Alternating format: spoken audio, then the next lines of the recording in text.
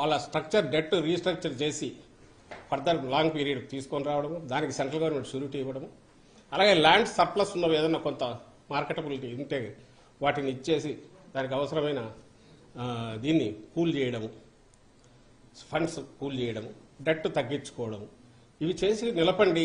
ఎందుకంటే ఇది ఎమోషనల్కి సంబంధించి సెంటిమెంట్కి సంబంధించింది, దిస్ ఈజ్ నాట్ సంథింగ్ ఏదో జస్ట్ బిజినెస్ వెంచర్ కాదు అని రాశారు. తర్వాత కలిసినప్పుడు చెప్తున్నారు, ఎప్పటికప్పుడు జరుగుతోంది. ఇంతకు మించి వేరే రకమైన పోరాటం ఎవరైనా చేయగలరా? అక్కడ కాదు, కానీ ఆయన సమక్షంలోనే దాన్ని మెన్షన్ చేశారు. ప్రధానితో తాను పార్టిసిపేట్ చేసిన ఉత్తరాంధ్ర జిల్లాల్లో జరిగిన సభలో ఆ స్టేజ్ మీదనే స్పెషల్ స్టేటస్ ఒకటి ఇవి ఒకటి మెన్షన్ చేశారు. మనం డెమోక్రసీలో ఉన్నామా లేక ఇంకెక్కడ ఉన్నామా? స్టేట్ ఏం చేయాలి దీంట్లో? పోరాటం అనేది ఏంటి? దానికి నిర్వచనము, ఆ స్వరూపం ఎట్లుండాలో చెప్తే దాని ప్రకారం ఆలోచించవచ్చు. అవేమీ లేకుండా దాన్ని సాధించలేకపోయారు అంటే దానికి ఆన్సర్ ఏముంటుంది? ప్రయత్నాలు చేస్తున్నారా లేదా? ప్రయత్నం లోపం ఉందా లేదా? సపోర్ట్ చేశారా? పొలిటికల్ పార్టీగా ఒక స్టేట్మెంట్ ఇట్ సెల్ఫ్ దానికే వాల్యూ ఉంటుంది. పొలిటికల్ పార్టీగా ప్రైవేటైజ్ చేయడానికి వైఎస్ఆర్సీపీ పాజిటివ్గా ఉందంటూ ఎవరన్నా స్టేట్మెంట్ ఇస్తే ఎస్ అది రాంగ్ అవుతుంది. ఎందుకంటే దట్ రిఫ్లెక్ట్స్ ఎంటైర్ ఈ పార్టీ మొత్తం దీన్ని రిఫ్లెక్ట్ కాదుగా. వద్దని చెప్తున్నాము, దానికి ఏ రకంగా దాన్ని అవాయిడ్ చేయొచ్చో కూడా అడ్వైజులు ఇచ్చాము, ఇంప్రెస్ చేయడానికి ట్రై చేస్తున్నాం. అలాగే నిన్ననో ఎప్పుడో చూశాను గంగవరం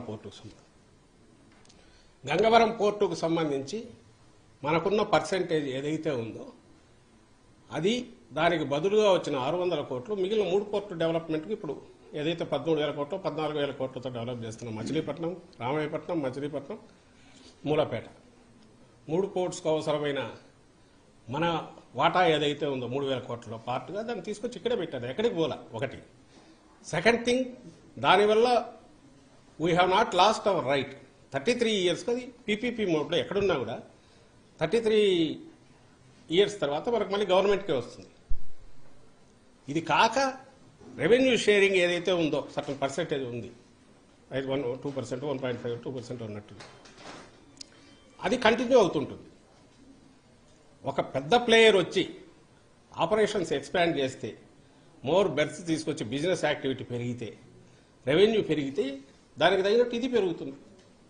ఇది ప్రపంచం మొత్తం చేస్తున్నది. అండ్ ఇప్పుడు టేక్ ఓవర్ చేసిన గ్రూప్ పెద్ద గ్రూపు దానికి ఉన్న వాటేమంటారు ఇందులో ఈ లాజిస్టిక్ రిలేటెడ్ దీంట్లో ఉన్న ఎక్స్పర్టైజ్ కానీ ఎక్స్పీరియన్స్ కానీ లేదా ఇన్వెస్ట్మెంట్ పెట్టగలిగింది కానీ ఆల్రెడీ వాళ్ళు ఇన్వెస్ట్మెంట్ కూడా పెంచి పెద్ద చేస్తున్నారు. ఆపరేషన్స్ పెరిగే కొద్దీ ట్యాక్స్ రూపంలో పెరుగుతుంది, ఈ 2% ఇది వచ్చేది పెరుగుతుంది, స్టేట్ రెవెన్యూ ఓవరాల్ పాజిటివ్ దీంట్లోకి పోతుంది. ఇట్లా ఆలోచించడంలో ఏ రకమైన ఇది ఉంది? ఆమె టక్కున ఒక మాట అనేసి 600 కోట్లకు 70,000 కోట్లు అమ్మేసే ఇది చేశారంటే దానికి తలా తోక ఉండే ఆర్గ్యుమెంట్ అన్నది. దానికి ఎక్స్ప్లెనేషన్ ఇంత ఇవ్వాల్సి వస్తుంది. మణిపూర్ ఇష్యూ షర్మిలమ్మ వైఎస్ఆర్టీపీ అధ్యక్షురాలుగా ఎక్కడ తెలంగాణలో ఉన్నప్పుడే జరిగింది, మొదలుపెట్టింది. మరి అప్పుడు ఎందుకు మాట్లాడలేదో నాకు అర్థం కావట్లా. అప్పుడు ఆమె అజెండాలో ఎందుకు అర్థం లేదో నాకు అర్థం కావట్లా. మన ఆవేశంగా క్వశ్చన్ చేశారు జగన్మోహన్ రెడ్డి గారిని, మరి అక్కడ ఎందుకు మాట్లాడాల? అక్కడ ఎందుకు పోరాటం చేయలే? ఇక్కడికి వచ్చి రాగానే నేరుగా బీజేపీ ఇది అంటూ మణిపూర్ ఇష్యూ తీసుకొని దాన్ని పెట్టి క్రిస్టియన్ వీళ్ళకి అన్యాయం జరిగింది, ఉదయం గుండెలు మండిపోతున్నాయని ఎందుకన్నారు? అజెండా క్లియర్గా కనపడట్లేదా? ఇది ఆమె అనుకున్నది కాదు. చంద్రబాబు నాయుడు గారు ఆయన లక్ష్యం 2-3 ఉన్నాయి. యాంటీ ఇన్కంబెన్సీ ఓటు ఏదైనా ఉంటే మొత్తం గొంపగుత్తుగా ఆయనకు రావాలి. అలాగే వైఎస్ఆర్సీపీకి క్లోజ్ టు ఇట్స్ హార్ట్ ఉన్న మైనారిటీస్ కానీ, క్రిస్టియన్ మైనారిటీస్ కానీ, ఎస్సీలు కానీ, ఎక్కడైనా వీలైతే ముస్లిం మైనారిటీలు, క్రిస్టియన్ మైనారిటీలు, ఎస్సీలకు కానీ డెంట్ ఏమైనా పడేటట్టు దాన్ని చూడాలి.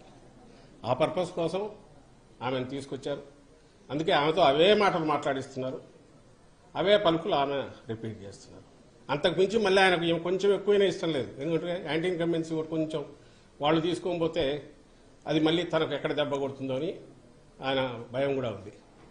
సో ఈ కంట్రోల్డ్ దీంతో నడుపుతున్న ఒక ప్రచారం, దుష్ప్రచారం లేదా ఆ స్ట్రాటజీ తప్ప చంద్రబాబు గారిది.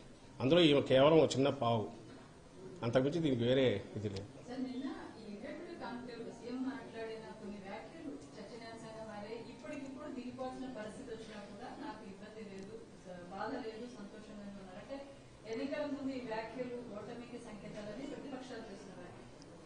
అమ్మ జగన్మోహన్ రెడ్డి గారి విలక్షణమైన వ్యక్తిత్వం. ఆయన రాజకీయాల్లో కూడా రాజకీయ నాయకుడిగా, పార్టీ అధ్యక్షుడిగా ఏదైనా సరే ఆయన ఏది తన హక్కు అనుకోడు.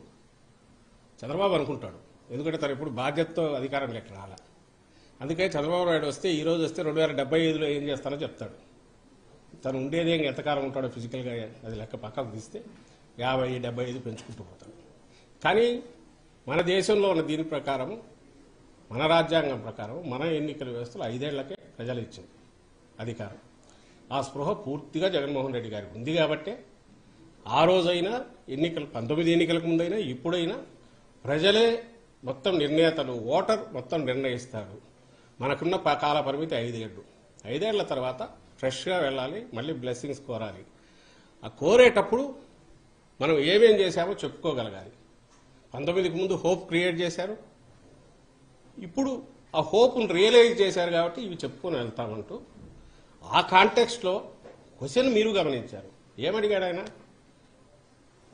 అడిగినవి రాజ్దీప్ సర్దేశాయ్ ఏమడిగాడు? వస్తుంటే ఒక పాప వచ్చి ఈ ట్యాబ్ మీరే ఇచ్చారు సార్ అని చెప్పి థ్యాంక్స్ చెప్పి సీఎం గారికి చెప్తే ఆయన బ్లెస్ చేశాడు. తర్వాత ఇక్కడికి వచ్చాక మీకు ఇది సాటిస్ఫాక్షన్ ఇస్తుందా? ఇదే గవర్నెన్స్ మీద ఎక్కువ దృష్టి పెట్టారా పాలిటిక్స్ కంటే?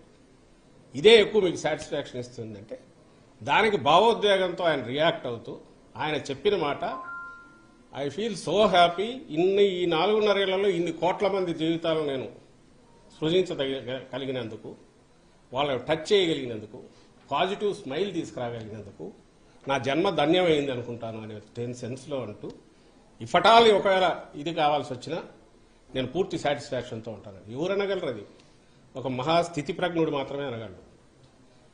ఇప్పటికి 75 ఏళ్ళకు కూడా ఎట్లా ముఖ్యమంత్రి కుర్చీ కోసం పట్టుకోవాలా, దాని కోడు పక్కన పట్టుకునైనా పైకి ఎట్ట పాకాలా, ఎవరి భుజాల మీద ఎక్కాలనుకుని చంద్రబాబు నాయుడు గారు అనలేడన్నమాట. ఈ రోజుకి ఈ రోజు అయినా అంటే ఈ రోజు నేను ఒక్కరోజు చేసిన ఒక్కరోజులో నేను ఏం చేయగలిగాను, ఈ 4.5 ఏళ్ళు 24/7 నేను పనిచేయడం ద్వారా నా రాష్ట్రానికి నేను ఏం చేయగలను చెప్పుకోవడానికి జగన్మోహన్ రెడ్డి గారికి ఇంతుంది. అవన్నీ చూసి ఆయన హ్యాపీగా ఫీల్ అవుతున్నారు, ఓ తృప్తి కలుగుతుంది. ఆ తృప్తిని ఎక్స్ప్రెస్ చేశారు దాంట్లో. దానికి ఓ చిల్లర ఇంటర్ప్రిటేషన్ ఇచ్చి వాళ్ళు దాన్ని ఏదో లాగాలని చూస్తే వాళ్ళు దాంతో సంతోషిస్తే ఏం చేయలేము. అలా కాకుండా ఈయన నిజానికి మీరు చెప్పండి, ఇప్పుడు కాదు నెక్స్ట్ 30 ఏళ్ళు నేనే ఉంటా, నన్ను ఎవరు దించలేరు అని అంటే అది కరెక్టా? డెమోక్రసీలో చెల్లుతుంది ఆ మాట? అంటే అది ఎవరైనా హర్షిస్తారా? ఇది వినయంతో, వినమ్రతతో ప్రజలకు పట్టం, ప్రజలే నిర్ణేతలని గుర్తించిన ఒక